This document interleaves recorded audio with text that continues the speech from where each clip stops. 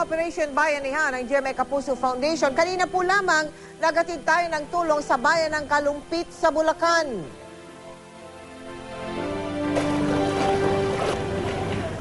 Sino ang makakalimot sa pinsalang dulot ng bagyong Pedring at Kiel noong nakaraang taon sa Kalumpit sa Bulacan? Makalipas lamang ng halos isang taon, heto, at lubog na naman muli sa baha ang Kalumpit dahil naman sa epekto ng bagyong Hener. Ang Barangay San Miguel, agad naming sinakluluhan. Bukod sa tubig ulan, pinalubog din ang barangay ng pag-apaw ng Pampanga River. Nagsimula po lumipat ang mga evacuees dito sa paaralan noong po July 30, 2012. At hanggang sa kasalukuyan po, andirito pa po sila dahil po ang tubig na nanggagaling sa ilog, minsan po tumataas, minsan bumababa. Naging pansamantalang kanlungan ng mga residente ang Doña Damiana Elementary School. Si Aling Beth, kinailangang ilikas sa mga apo dahil sa taas ng tubig.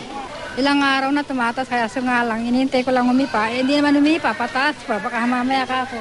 Maabutan yung mga bata, malamigan. Kaya lang kami sumugod sa eskwela. Para naman sa mag-amang Bonifacio at Jervy, naisipan nilang unang iligtas ang mga gamit pang eskwela ni Jervy. Lalong-lalo na ang bag na ating ipinagkaloob noong nakaraang Hunyo. Nandito na po yung mga gamit namin. Gamit nila nandun sa loob. Mga bag, mga libro. Inano namin po hindi magbalik. Sinisafety po namin. Nabuhayan ng pag-asa mga taga San Miguel sa ating mga dalang relief goods. Maraming pong salamat, GMA Kapuso. Maraming salamat na tinulong ng GMA 7. Paaralan man ang nagiging kanlungan ng mga residente sa kasalukuyan, iba't ibang kwento ng pagmamahal at pagpapahalaga naman ang aming nasaksihan. Sila ang patunay na sa kabila ng kalamidad, patuloy pa rin ang pagbangon.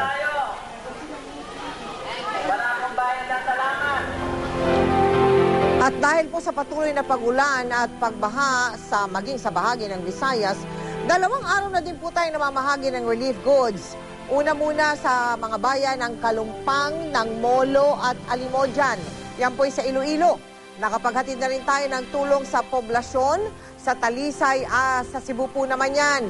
Samantalang kasalukuyan pong tumutulak ng isa nating team patungo naman sa Cavite para pa rin maghatid ng relief goods. Muli, kami po ay nagpapasalamat sa lahat na nagpaabot ng tulong at tumugon sa ating panawagan. At muli po kaming nananawagan para sa bigas, sa delata, kumot, tsinelas at iba pang relief goods para sa mga kababayan nating maapektuhan ng masamang panahon.